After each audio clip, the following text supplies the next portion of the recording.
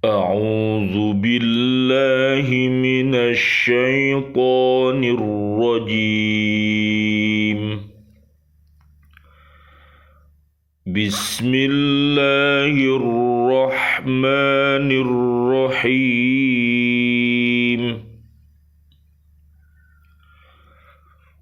فإذا قضيتم الصلاة فاذكروا الله قياما وقعودا وعلى جنوبكم، فإذا اطمأننتم فأقيموا الصلاة،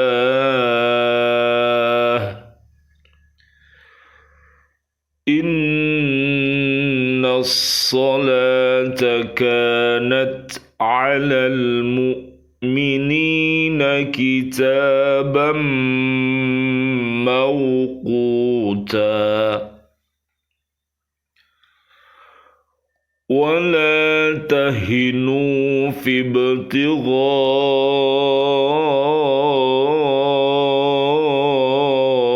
القوم،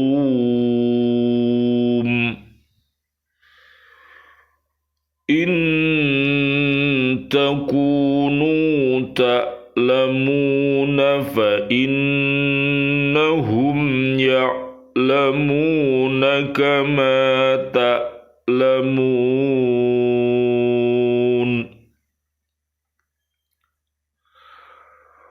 وترجون من الله ما لا يرجون، وكان الله عليما حكيما. Sadaqallahul azim. Selanjutnya, apabila kamu telah menyelesaikan sholatmu, ingatlah Allah ketika kamu berdiri, pada waktu duduk, dan ketika berbaring.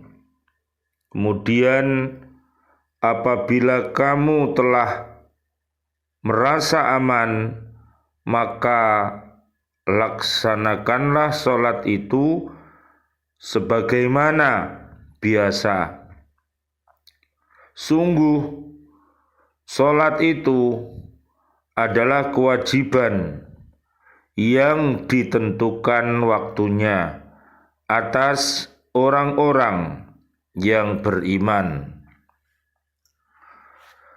Dan janganlah kamu berhati lemah dalam mengejar mereka, musuhmu. Jika kamu menderita kesakitan, maka ketahuilah mereka pun menderita kesakitan pula. Sebagaimana kamu rasakan, sedang kamu masih dapat mengharapkan dari Allah apa yang tidak dapat mereka harapkan. Allah Maha Mengetahui, Maha Bijaksana. Maha benar Allah dengan segala firman-Nya, dan Dialah yang Maha Agung. Surat keempat, namanya surat An-Nisa, ayatnya 103 dan ayat 104. Bismillah, alhamdulillah, assalatu wassalamu ala rasulillah, asyhadu an la ilaha illallah, wa asyhadu anna muhammadar rasulullah. Allahumma salli wa sallim wa barik ala sayyidina Muhammad wa ala alihi wa ashabihi ajma'in walhamdulillahi rabbil alamin. Bi'aunillah, biidnillah, biridhoillah, alhamdulillah kami hadir kembali dari BCA di Bumi Kota Baru Ndriyorejo Gresik untuk menyapa diri kita, keluarga besar kita, dan seluruh keluarga besar kaum muslimin, kaum muslimat. Marilah kita senantiasa untuk mencintai Al-Quranul Karim dengan cara membacanya, menghafalnya, memahami maknanya, mengamalkan isi kandungannya, dan mendakwahkannya. Mudah-mudahan dengan wasilah ini Allah Subhanahu wa Ta'ala mentakdirkan kita semuanya mampu untuk senantiasa berhaqqa tilawati, berhaqqa tuqati, dan berhaqqa jihati. Mudah-mudahan Allah Subhanahu wa Ta'ala merahmati kita semuanya. Allahumma arhamna bil Qur'an. Allahumma arinal haqqo haqqo warzuqna ittiba'ah wa arinal batila batila warzuqna ijtinabah. Amin ya rabbal alamin. Kajian kita di surat keempat, namanya surat An-Nisa ayat 103. Selanjutnya, apabila kamu telah menyelesaikan sholatmu, ingatlah Allah ketika kamu berdiri, pada waktu duduk, dan ketika berbaring. Kemudian apabila kamu telah merasa aman, maka laksanakan sholat itu sebagaimana biasa.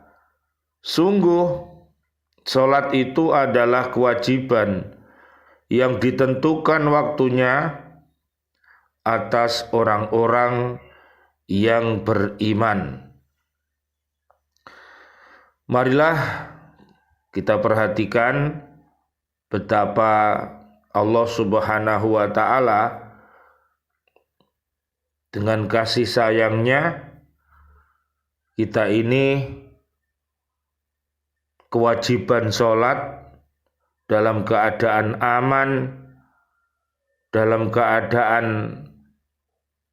menakutkan, dalam keadaan bepergian, kita semuanya tetap diwajibkan untuk melaksanakan sholat. Karena dengan sholat yang khusyuk, sholat yang daim, sholat setia, maka Allah Subhanahu wa Ta'ala akan menghindarkan kita semuanya dari segala perbuatan keji dan perbuatan mungkar. Apabila umat ini terhindar dari pekerjaan yang keji dan mungkar, maka dia menjadi umat yang baik, yang mampu untuk beramar ma'ruf dan bernahi mungkar. Nanti bisa dilihat di surat Ali Imran ayat 104 dan juga di surat At-Taubah ayat 71 sampai 72. Selanjutnya diperintahkan apabila sholat khauf, jadi sholat dalam keadaan berbahaya, dalam keadaan peperangan, itu selesai dikerjakan dengan cara yang telah diterangkan itu, maka hendaklah pasukan Islam itu mengingat Allah terus-menerus dalam segala keadaan. Jadi dengan adanya zikir-zikir yang ia lakukan akan menyebabkan tenangnya hati dan timbulnya semangat yang menggelora, sehingga dalam hidup ini semboyan mereka adalah hidup mulia, kalau mati syahid, yaitu husnul khotimah. Sehingga para pahlawan-pahlawan kita tidak takut mati, jadi merdeka atau mati itu menjadi cita-cita mereka. Nanti bisa dilihat di surat Ali Imran ayat 170 sampai ayat 174. Semangat yang luar biasa yang dimiliki oleh para pahlawan-pahlawan kita. Oleh karena itu, marilah kita menghormati mereka dan mengikuti jejak langkah mereka yang mulia. Lebih lagi mereka harus menyebut nama Allah pada saat mereka berada dalam ancaman musuh. Allah akan menolong mereka selama mereka menolong agama Allah. Jadi menegakkan Islam, kemudian menolong umat Islam, ini adalah sebuah perbuatan suci dan mulia yang harus dilakukan sampai akhir zaman nanti. Bisa dilihat di surat At-Taubah ayat 20. Mereka akan mendapatkan derajat yang tinggi di sisi Allah Subhanahu wa ta'ala. Hendaklah mereka mengucapkan tahmid dan takbir ketika berdiri di medan pertempuran, atau ketika duduk memanah musuh, atau ketika berbaring karena luka-luka. Terus disuruh berzikir subhanallah walhamdulillah wala ilaha illallah wallahu akbar la haula wala quwata illa billahil aliyyil azim. Terus zikir itu dilakukan karena Allah berjanji, siapa yang berzikir kepada Allah Subhanahu wa ta'ala dengan zikir yang ikhlas, yang sungguh-sungguh, maka Allah pasti akan memberikan kemenangan kepada kita. Nanti bisa dilihat di surat 8, ayatnya ayat 8, yaitu surat Al-Anfal. Segala penderitaan lahir dan batin akan lenyap jika jiwa sudah diisi penuh dengan zikir kepada Allah. Oleh karenanya, kaum muslimin harus terus ingat dan berzikir kepada Allah, baik dalam keadaan perang ataupun damai. Jadi pada waktu perang pun zikir harus diperbanyak, sehingga akan mendatangkan pertolongan Allah Subhanahu wa ta'ala. Bahkan kalau Allah menolong itu, para malaikat-malaikatnya itu diturunkan untuk membantu umat Islam, ya, dalam keadaan damai, dalam keadaan merdeka. Kita tetap disuruh banyak-banyak berzikir kepada Allah Subhanahu wa ta'ala, karena itulah doa-doa yang dipanjatkan itu akan memunculkan sebuah semangat yang luar biasa kepada umat Islam untuk senantiasa bersyukur atas nikmat yang diberikan Allah kepada kita, dan kita disuruh juga bersabar dalam keadaan genting, dalam keadaan yang tidak mengenakkan. Kita disuruh bersabar. Dan juga nanti bisa dilihat di surat Quraisy, ya, surat ke 106. Jadi kita oleh Allah Subhanahu wa ta'ala dalam keadaan apapun, kita tetap untuk senantiasa ingat dan beribadah kepada Allah Subhanahu wa ta'ala sebagai rasa terima kasih kita kepada Allah Subhanahu wa ta'ala yang telah memberi kita makan, memberi minum, dan segala kebutuhan kita, bahkan kemerdekaan dan iman dan takwa.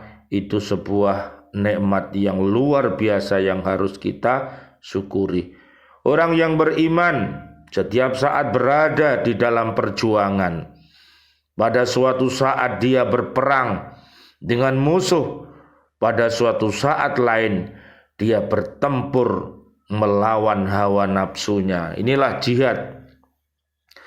Jadi jihad itu adalah bertempur melawan para penjajah-penjajah dan juga bertempur melawan nafsu yang jahat dan juga mendermakan harta benda kita dan juga beramar ma'ruf, bernahi mungkar. Ini adalah makna jihad yang harus kita ingat-ingat, karena di dalam kehidupan ini banyak terjadi peperangan dan lain sebagainya dikarenakan umat manusia banyak yang berbuat kerusakan di muka bumi, sehingga muncullah namanya peperangan dan lain sebagainya. Oleh karena itu umat Islam harus banyak-banyak membaca kisah-kisah sejarah di zaman lalu, kemudian mengambil kebaikan-kebaikan yang ada dan meninggalkan segala perilaku yang keji dan mungkar yang telah terjadi di zaman-zaman yang lalu.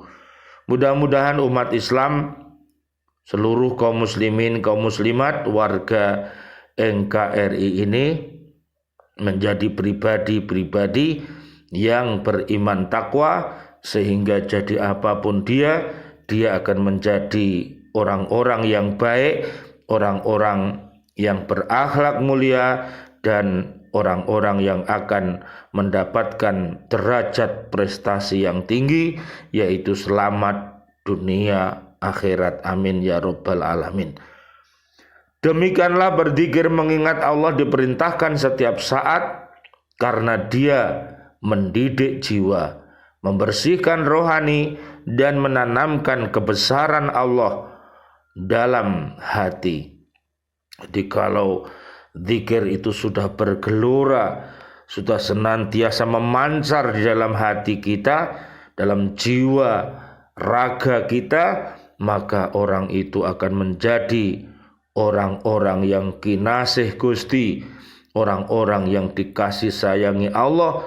Mereka luar biasa, para pahlawan-pahlawan yang mulia. Bisa dilihat nanti di surat Al-Furqan ayat 63 sampai 74. Bila peperangan sudah usai, ketakutan sudah lenyap, dan hati sudah tentram, hendaklah dilakukan sholat yang sempurna, rukun dan syaratnya, karena sholat adalah suatu kewajiban bagi orang mukmin, dan mereka wajib memelihara waktunya yang sudah ditetapkan. Nanti lihat di surat Al-Baqarah ayat 238, dan juga surat Al-Baqarah ayat 45 sampai 46, dan surat Al-Mu'minun surat 23 ayat 1 sampai 11, dan surat Al-Ankabut ayat 45.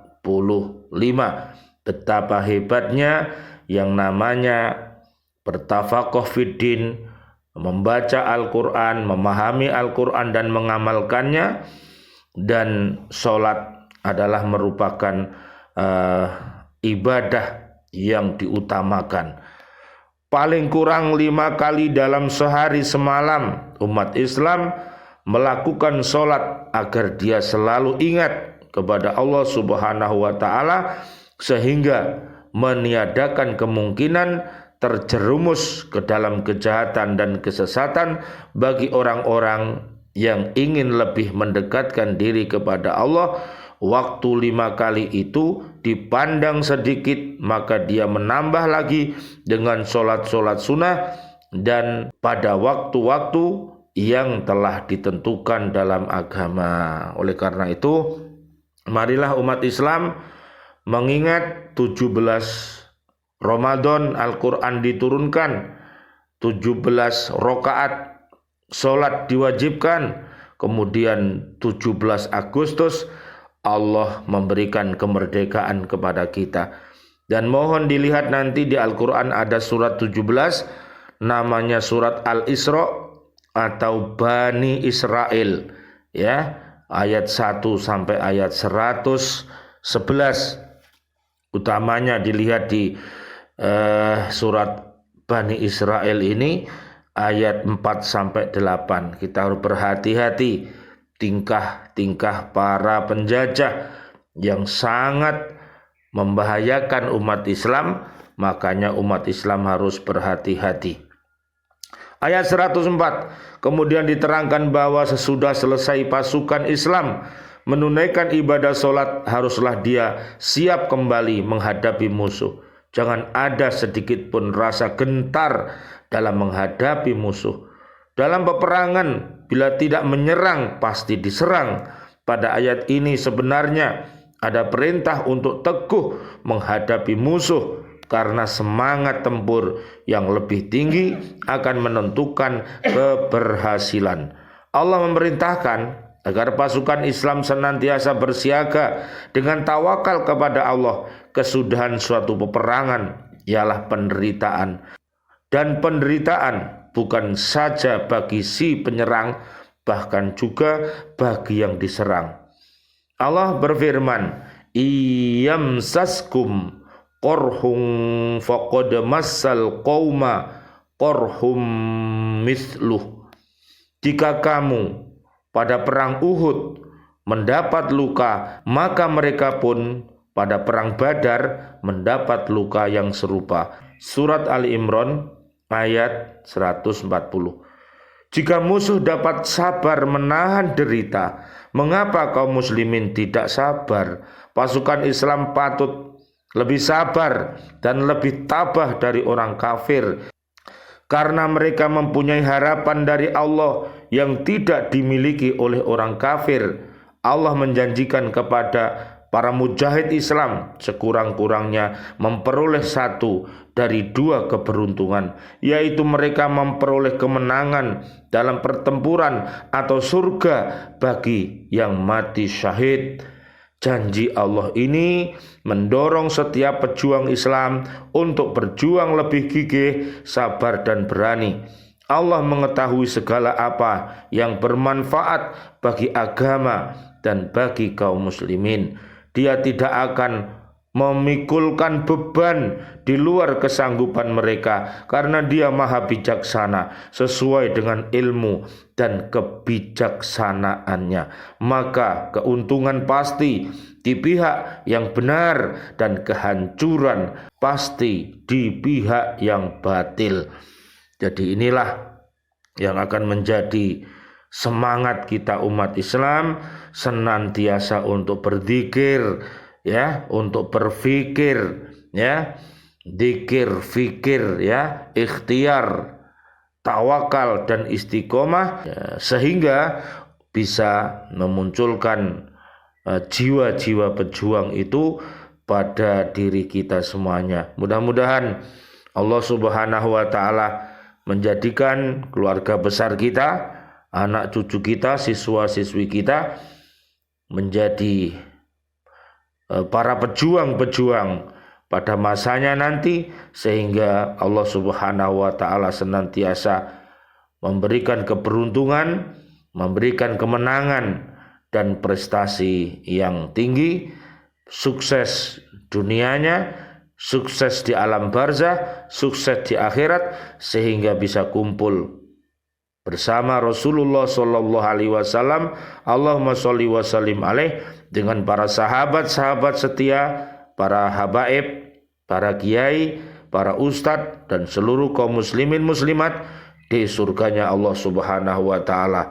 Bisa dilihat di surat keempat ayat 69 sampai ayat 70. Amin ya rabbal alamin.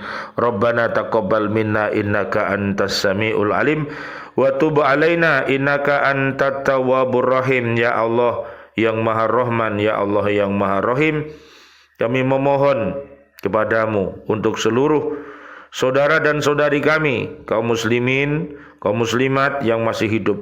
Ya Allah, berikanlah kepada kami panjang umur, bil barokah wa bi taatillah, sihah wal afiyah, dan wafatkan kelak kami dalam keadaan husnul khotimah. Amin ya rabbal alamin. Ya Allah yang maha rahman, ya Allah yang maha rahim, Kami mohon pertolongan-Mu untuk seluruh saudara dan saudari kami, seluruh kaum mukminin, kaum mukminat yang sudah wafat, ayah kami, juga seluruh guru-guru kami, dan juga seluruh para pecinta baca Al-Quran di bumi yang sudah wafat, para sahabat-sahabat guru, dan juga siswa-siswi kami, Bapak Ibu wali murid, para pecinta lembaga pendidikan Al-Falah Surabaya yang sudah wafat, juga para presiden kami, para menteri kami, dan para pahlawan-pahlawan kami, dan seluruh warga bumi ini yang sudah wafat dalam keadaan beriman. Doa-doa kami untuknya, Allahumma anzilir rahmah wal maghfirah wan ni'mah wal jannah. Subhanakallahumma wa bihamdika asyhadu an la ilaha illa anta astaghfiruka wa atubu ilaik. Rabbana atina fid dunya hasanah wa fil akhirati hasanah wa qina adzabannar. Amin ya rabbal alamin. Wal afu minkum. Wassalamu alaikum warahmatullahi wabarakatuh. Waalaikumsalam warahmatullahi wabarakatuh.